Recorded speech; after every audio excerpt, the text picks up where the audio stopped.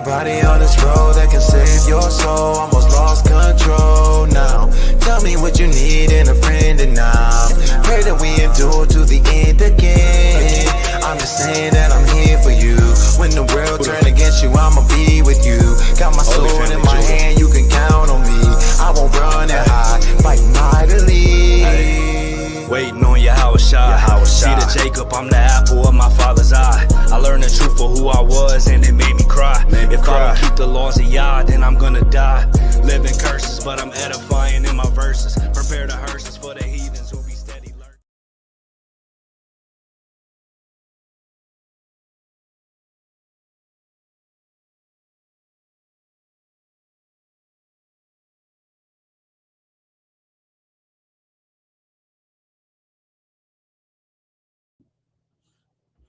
Yo, Shalom, Shalom. Call out Yahweh Shem Yahushai. All praise to the Most High, Yahweh Shem Mashiach, Womalak Yahushai. To the 12 tribes that scattered abroad, greetings, Salakia. I think I'm having a little bit of technical difficulties, right? I think I'm having a little bit of technical difficulties. Can you hear me? If y'all can hear me, drop a 7 in the chat, Lord willing.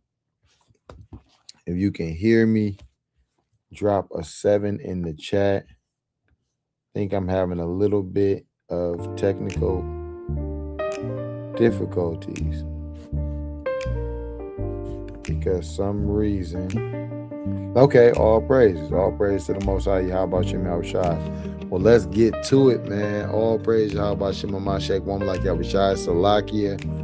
I normally do the man on Mondays, but with the new moon on Monday, I actually kind of got off of my schedule. So I'm tapping in. The work still must be done. The work still must be done. So through the spirit and power of Yahweh, by Shema Mashiach, woman like Yahushai, we here to do the work. The work must go on. Right? All praise to the Most High. Tonight we're going to get into, as you see, the title, Stop the Cap. Did Jesus come for everyone? Did Jesus die for everyone, right? And we say, stop the cap, because there's a lot of false doctrines going out in the world that claim that who the world ignorantly calls Jesus Christ, that he came and died for everybody. Now we know that that is not. All praise to the Most High. The music too loud. I don't know why having technical difficulties with my computer. I actually can't hear anything, right? But I don't need to hear it myself. Lord willing, the music is better now on that side. Drop a 7 in the chat, Baba Kashav. The music is better and not too loud, Most High willing, right? If music is better and not too loud. So look, y'all. The word Yahushai goes back into the ancient Paleo Hebrew, right? Jesus Christ. All right. So now what we're doing is that we've learned a lot of things in church. We learned a lot of things in secular religion and things of that nature. But now we got to get back to the basics, y'all. We got to get to the truth. We got to get to the truth, and you shall know the truth, and the truth shall make you free. So we're getting back to the truth. We're getting back to the right and to the true understanding. And the question is, did Yahushua, the world calls Christ, die for everyone? The answer is no. He did not die for everyone. And we're going to prove that, right? We're going to prove that. Now, we've put together this learning platform through the spirit and power of Yahweh Shem Yahushai that breaks down various lessons when it comes to the ministry, breaks down various lessons when it comes to, the truth of the Bible. We are the Hebrew Israelites, right? Teaching to the lost sheep that are scattered to the four corners of the globe. All right. Greetings.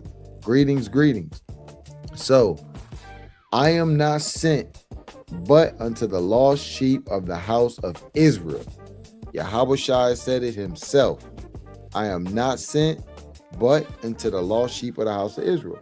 So the most important question to answer is, who did Yahushua come for? Did he come for every nation on the planet, Did he come to save the world universally? Or did he come for a specific people, the lost sheep of the house of Yasha'Allah, right? Let Yahushai answer his own words. The Bible says, let God be true and every man be a liar, right? Yahushai's own declaration. A declaration is to declare, to state something. Matthew 15 and 24. And Christians don't like to deal with this verse, right? Well, Christians in Christianity don't like to deal with this verse, all right? And we're going to get into it.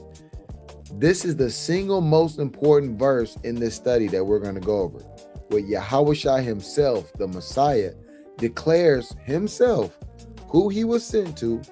We're not talking about, it's not what a disciple said. It's not what a prophet said. Well, he is a prophet, but you get what I'm saying. It's not what a scribe said. It's not what an apostle said. We're going to the Messiah himself and what he tells us plainly. Now, it's a couple keys in the etymology and in the language and the linguistics that we have to get to understand when we go over these verses. In the Hebrew, you're going to see son, which means flock or sheep, the people of Yahweh's pasture. You're going to see in the Greek, probaton, which means sheep as well, sheep, the covenant people of Yahweh.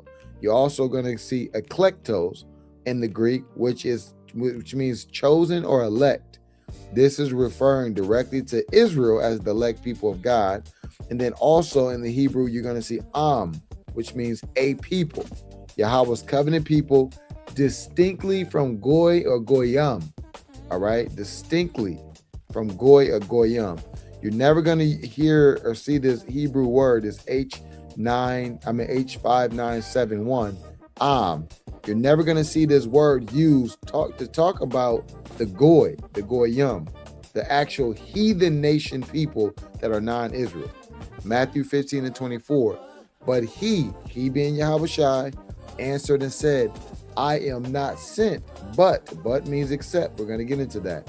Unto the lost sheep, right? This probaton of the house of Yasha'Allah, of the house of Israel.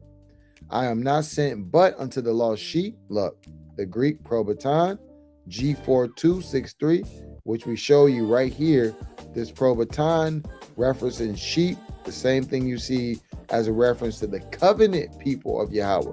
Now in chapter 2 of this study, we're going to break down the covenant people, because remember, the covenant originally, not to get too ahead of myself, but originally the covenant was never given to a nation first. The covenant started with a single person, with Abraham in Genesis, the 17th chapter, right? The commission. Now people talk about the Great Commission, all right? And this is why, let me finish this up here, my bad. So this is not a suggestion. This is not an interpretation. This is Yahushai's own testimony. And we know Yahushai's testimony is a true and faithful testimony. He is a true and faithful witness by Shema Mashek, woman like Yahushai, right? So when we get to it, we see that this is Yahushai's own testimony of who he was sent to. The word but, as you see, he says, I am not sent but unto the lost sheep of the house of Israel. In Greek, it's ime, which means except. He was not sent. He was sent to no one except to the lost sheep of the house of Israel. You got to get into the Greek, the Hebrew. You have to get into the lexicons, the etymologies, so forth and so on, because we realize as scholars, the Bible was not originally written in English. It was transliterated and translated into various languages, primarily from the Hebrew and the Greek to the English, the Spanish, and all the other languages, right? Moving back on the Great Commission. Now, when Yahushua said he wasn't sent, but, which means except, it may, to the lost sheep of the house of Yasha'Allah of Israel, people get it twisted and say, well, hey, what about the Great Commission? What about Matthew 10, the 10th chapter where he, where he's commissioned the apostles and the disciples? Well, let's contextually look at that, right? Let's examine that. The commission, Matthew 10 and 5 through 6. Before Yahushua sent his 12 disciples out, he gave them specific instructions. He did not say go to every nation, go to every people. He didn't say that. He said actually the exact opposite. All right. He said the exact opposite.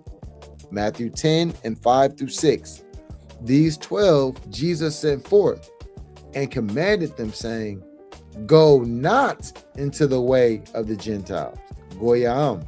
Go not into the way of the Gentiles, and into any city of the Samaritans enter ye not, which we're going to do a breakdown on the Samaritans as well, right? Because we do know with the Assyrian captivity that a lot of the Samaritan cities were displaced by the Assyrians, and they actually had heathen living in there in certain times as well, which we'll get into in another class, but put a pin in that.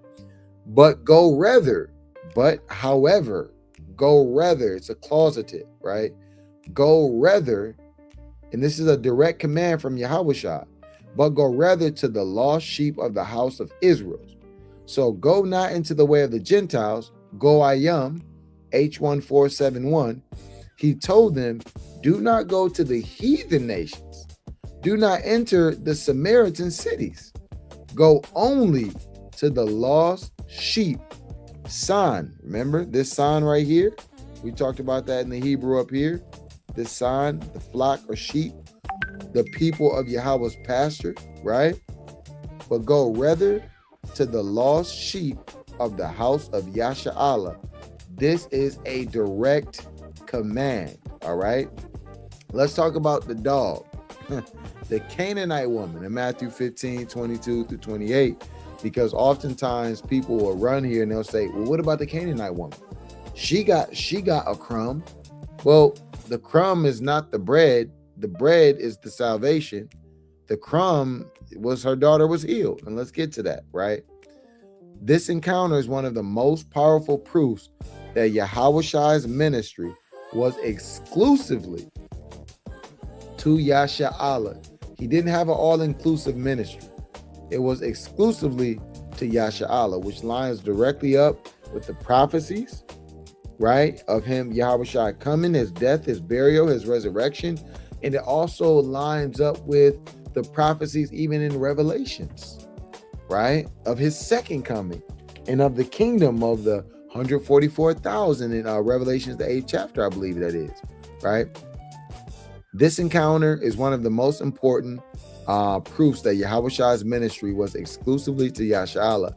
A Canaanite, who was a Hamite, not Israelite, woman, not of the house of Israel, came begging for help.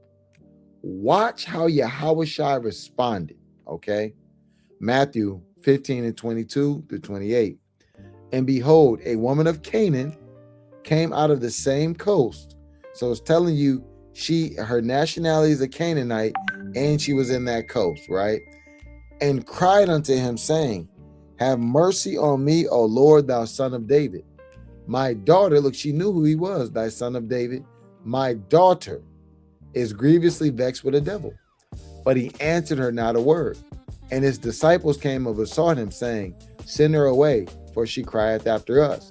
But he answered and said, I am not sent but unto the lost sheep of the house of Israel. Then came she and worshipped him, saying, Lord, help me. But he answered and said, it is not meet to take the children's bread and cast it to dogs. And look, she said, Lord, help me. He's telling, I'm not your Lord. And she said, truth, Lord, yet the dogs eat of the crumbs which fall from their master's table, showing subservience, right? Canaanite, I will break it down. Then Yahushua answered and said unto her, O woman, great is thy faith, be it unto thee even as thou wilt. And her daughter was made whole from that very hour. Now let's break this down verse by verse. Verse 22, she is identified as a woman of Canaan, not of the house of Yasha'Allah. She calls him son of David, acknowledging his Israelite lineage, not hers, which is another cut on the virgin birth and all of those type of things, right? Verse 23, Yahushua answered her not a word. He ignored her. His disciples told him to send her away. Verse 24, he repeats, I am not sent but unto the lost sheep of the house of Yasha'Allah of Israel. He's explaining why he is ignoring her. She is not part of his mission. He's ignoring her. Verse 26, he calls her a dog. It is not meat, which means it is not good, it is not profitable, it is not correct to take the children's bread and to cast it to dogs. The children equal Israelites, Yasha'Allah. The dogs equal the other nations. The bread, salvation, the promises, right? The covenant. Verse 27, she agrees. Truth, Lord. She accepts that she is not one of the children. She asks only for crumbs, not for the bread itself. She didn't say, well, you know what? You're wrong. Give me some of that bread. Run that bread, son of David. She said, truth, Lord. Just give me the crumbs. And she didn't even want the crumbs for herself. She wanted the crumb. What is a crumb? To heal her daughter. Verse 28. Because of her great faith and humility, the other nations need to have faith in Yahweh and they need to be humble. Know your place. Acknowledging her place, he granted her request. But this does not change who he was sent to. Key point. The children's bread belongs to Yasha'Allah.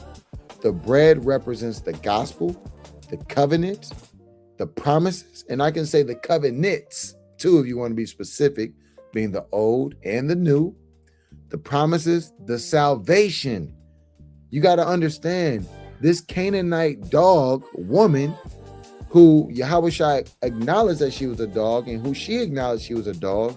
She didn't come asking for the bread.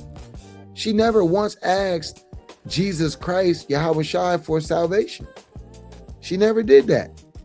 She asked for the crumb for her daughter to be healed. All right. He came for the children, the house of Yasha'Allah, right? So when he said, Yahweh said, it is not meat, means it's not proper and it's not right to give to others the bread, which is the covenant, the promises, the salvation, the gospel. That was for the house of Israel, for the children. So peep the John 10, my sheep hear my voice.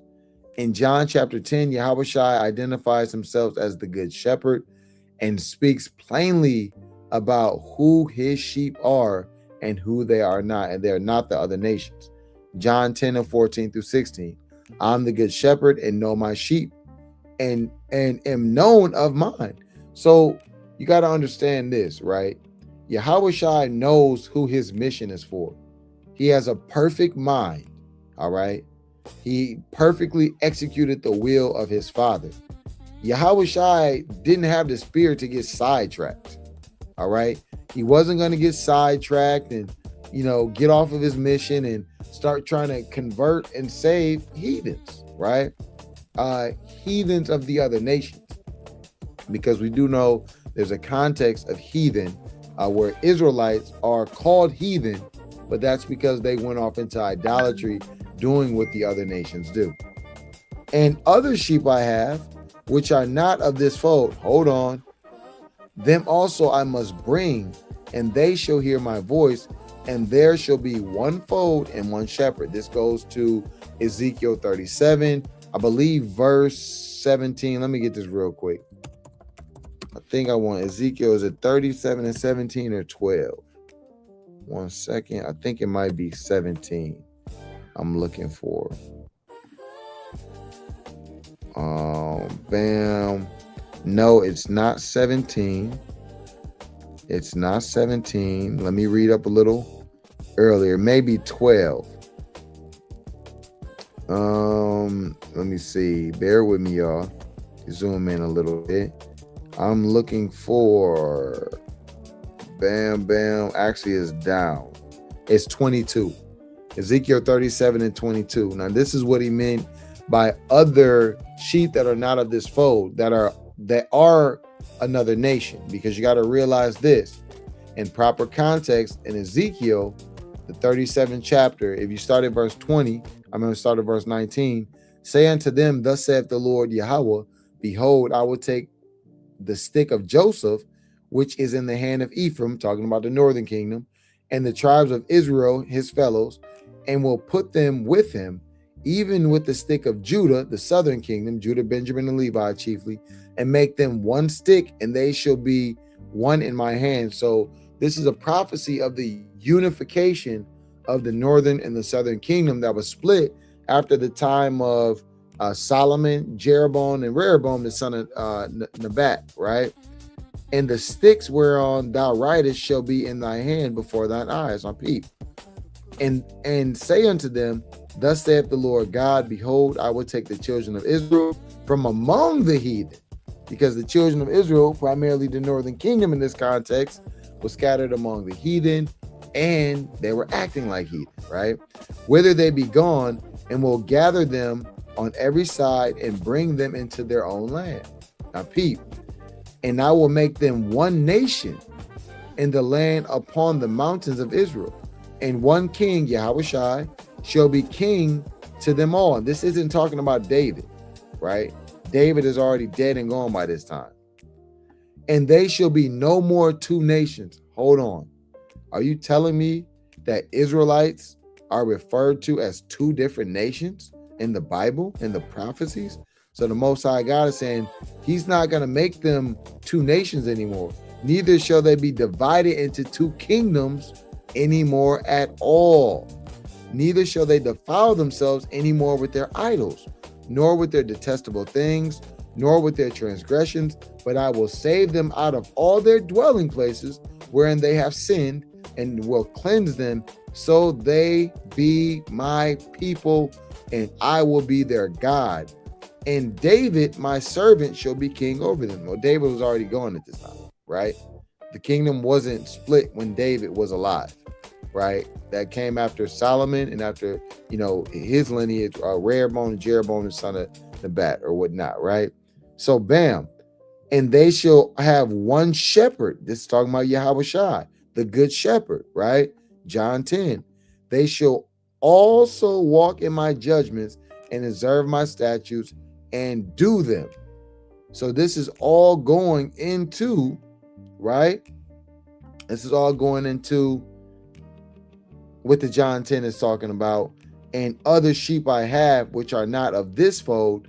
This fold, he's obviously talking to mostly the Jews of Jewry, the southern kingdom, who was primarily still in the land, and the other sheep of the other fold are Israelites, but still go into the northern kingdom, right? So other sheep I have, which are not of this fold. These are not random nations. These are the scattered tribes of Yashala in the four corners of the earth.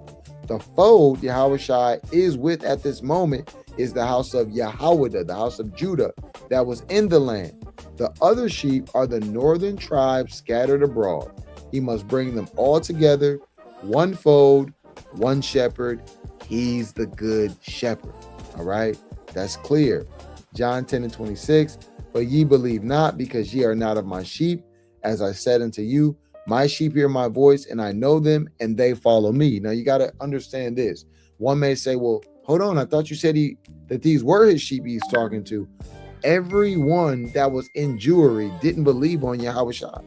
You had certain scribes, certain Pharisees, certain Sadducees, certain Essenes, certain sect of the Jews.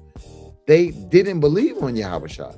They didn't believe that he was the Messiah, right? They believed that righteousness came by the law. They didn't believe on Yahushua, plain on Jesus Christ, as the world will call it, right?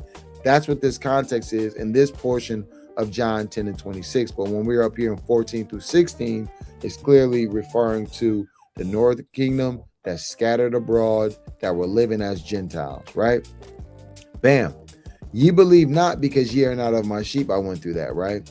So also Paul, all right, when we go into Romans, the 15th chapter, verse 8, Paul clarifies and solidifies that Yahushua's mission in plain English is to bring back those who were under the covenant, right? That's very important. Romans 15 and 8. Now I say that Yahushua HaMashiach was a minister of the circumcision for the truth of God. Look, to confirm the promises made unto the fathers. So Yahushai was there, and Slaki, what the brother say, Khan, and our great faith was because Israel gawked at the miracles like they were salvation or the whole loaf, and she had great faith because she understood that was just a crumb. Yeah, she only wanted a crumb for her daughter at that, right? All praise to the Most High. So bam, Yahushai was a minister of the circumcision. Now you got to peep this. The circumcision, which we're going to get to in the next chapter, Lord willing, the circumcision was given as the token of the covenant that the Most High God made in Genesis with Abram, whose name was changed to Abraham. So from that perspective, that circumcision was a token for the covenant that Yahweh made with Abraham. All right. So when you think about that covenant, it wasn't made with all nations. It wasn't made with all people. It was made specifically with one man. And then from there, his lineage, through his seed, going from Abraham to Isaac to Jacob, is where that covenant progressed through. All right. So Yahushai was a minister of the circumcision. He came for the circumcised people. Circumcision is a representation of the covenant people. Yasha Allah. Why? To confirm the promises made unto the fathers. This is bloodline lineage, the fathers, Abraham, Isaac, and Jacob. The promises were made to them and their seed, not to every nation on the planet. So that's clear, y'all. Not to every nation on the planet. Let's get Luke, the classic, 1:68. Blessed be the Lord God of Israel, for he hath visited and redeemed his people. Now look, in order to redeem, you had to first be deemed. Re is to perform again. So you can't be redeemed if you were never deemed as people in the first place. What is the redeemed going into in the context? Is going into being brought back into perfection through the covenant. They redeemed through Yahushai's blood back into the fold, right? Zachariah, now this is John the Baptist's father too. Zacharias was filled with the Holy Spirit when he declared he had visited and redeemed his people. His remember, the covenant people. Not all people, not the world, his covenant people, Yasha Allah, right? His people, his this is back to the Hebrew, all right, where you're going to see. For now, you know, a lot of people say, well, I thought all people were his people. Supersessionism, right? His people are now the multi-ethnic church, all right? His people are now the multi-ethnic church. That's what sometimes, you know, people try to go into. No, that's not correct. His people are not the multi-ethnic church. That's not true. That's supersessionism. That's replacement theology, all right? We don't get down with that. People want to run to John 3:16, for God so loved the world, right? That he gave his only begotten son, that whosoever, you see, it said whosoever, and all of that, believeth in him shall not perish, but have everlasting life. You have to understand the context of the word world, right? So John 3:16 is the most quoted verse in Christendom, right? The most misunderstood as well. It is used to teach that Yahushua, Jesus Christ, came for everybody. But when you break down the Greek and use precepts, the truth, Lord willing, becomes clear. Let's break down world. Cosmos. The Greek word translated world is cosmos. G2889. It does not mean every single person of the world, of the planet. Cosmos means orderly arrangement, a decoration, an ordered system. In scripture, world has multiple meanings depending on context. Once again, in scripture, world has multiple meanings depending on context. All right? So let's let the Bible define the Bible. All right? John 1:10. Now look, this is the word world used 3 times in 3 different contexts in one precept. John 1 and 10. He was in the world, and the world was made by him, and the world knew him not. You see the world 3 times. The same word cosmos, but used in different contexts, different understandings and meanings based on context. Look, 3 different uses of the word world in one verse. He was in the world, the physical earth. In the world, the ordered system was made by him. In the world, the people knew him not. The word cosmos changes meaning based on context in the Greek. And any Greek scholar would tell you this, right? Any Greek scholar that has true understanding, let me say it that way, right? Because some may profess themselves to be a scholar in Greek and may not have any understanding, right? In John 17 and 9, I pray for them. I pray not for the world, but for them which thou hast given me, for they are thine. Second precept, Yahushua says, I pray not for the world. If world in John 3:16 means everyone, then Yahushua contradicts himself, and we know he doesn't. He loved the world, but does not pray for the world. That doesn't make sense. Unless the world in John 3:16 has to mean something different, something specific.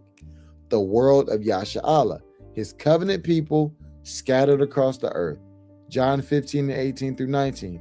If the world hates you, Slakia, you know that it hated me before it hated you. If ye were of the world would love its own, but because ye are not of the world, but I have chosen you out of the world, therefore the world hateth you. The world hateth you. If world means everyone, then everyone hates Yahweh's followers, which means they would hate themselves because they would have to be a part of that world as well, right? But because you are not of the world, but I have chosen you out of the world, therefore the world hateth you. The world here clearly means the system that's opposed to Yahweh and Yahweh's ministry. That's the context of this world. Not every human being on the earth, right? John 2 and 15. Love not the world. Hold on. I thought you were supposed to love the other. Wait, what? Neither the things that are in the world. If any man love the world, the love of the Father is not in him. Love not the world. If world means every person, then we cannot love anyone, because it said love not the world. Clearly, world here means the worldly system, right? The same flexibility applies to John 3 and 16. World, the ordered world, the harmonious arrangement of Yahweh's covenant people, right? Another precept. John 18 and 20. Yahushua answered, I spake openly to the world. I ever taught in the synagogue and in the temple, whither the Jews always resort, and in secret have I said nothing. Yahushua says he spoke to the world, but then immediately clarifies where. In the synagogue and in the temple where the Jews, Yahweh, always gathered. Remember, John 10, I have sheep not of this fold. He was talking about the northern kingdom because he was chiefly in the land with Judah, right? Always gathered. If world means every person on the planet, why did he only speak in Israelite gathering places? The world he spoke of was to the world of Yasha'Allah, Yahweh, right? Isaiah 45 and 17. But Israel shall be saved in the Lord Yahweh with an everlasting salvation.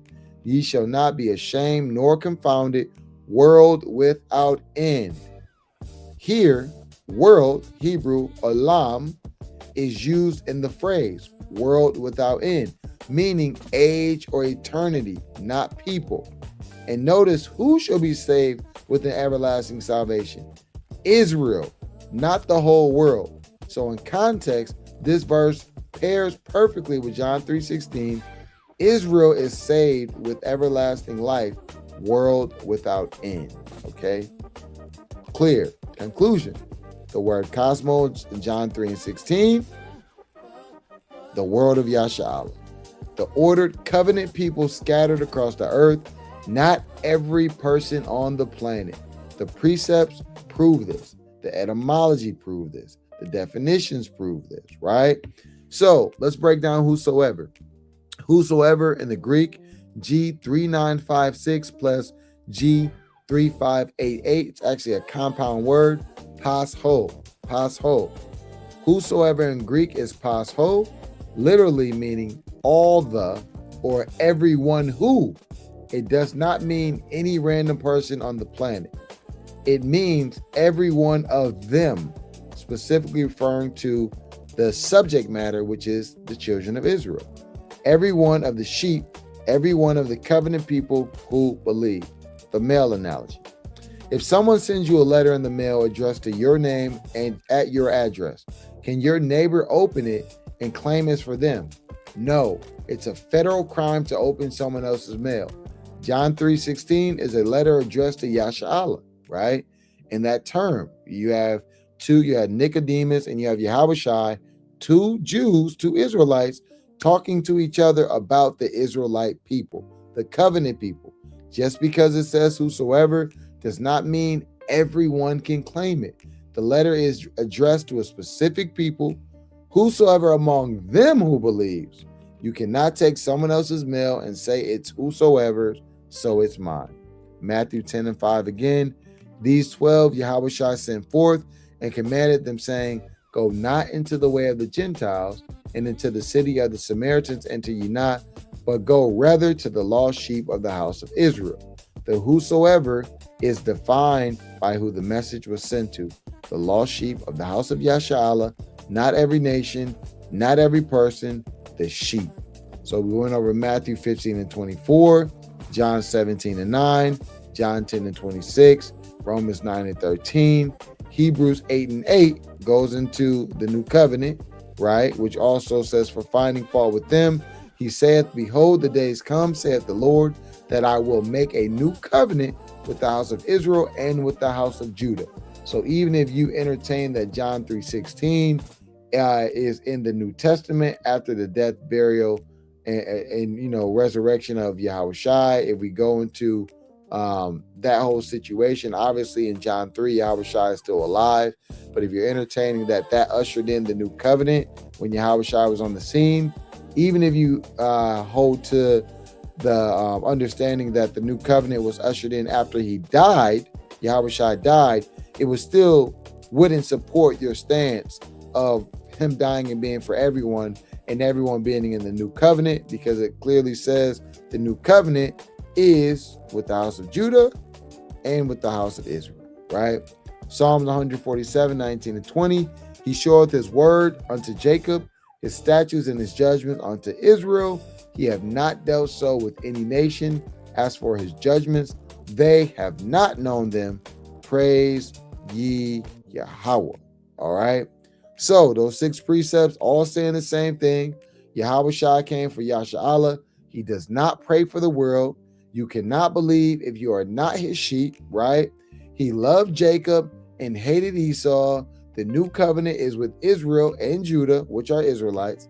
He have not dealt so with any nation. He haven't given them his judgments, his laws, the covenant, right? John 3:16 is a covenant promise to the scattered sheep, not a universal invitation. All right. So let's go over some of the questions from the quiz. According to Matthew 15:24, who was Yahushua sent to? Every nation on earth, the lost sheep of the house of Israel. Matter of fact, I'm going to put these in the chat. I always say I'm going to do it. I'm going to, Lord willing, do it this time. I'm going to use the YouTube feature. I'll drop them in the morning, most high willing. So stay tuned in. Lord willing, this was edifying through the spirit. Once again, Salakia.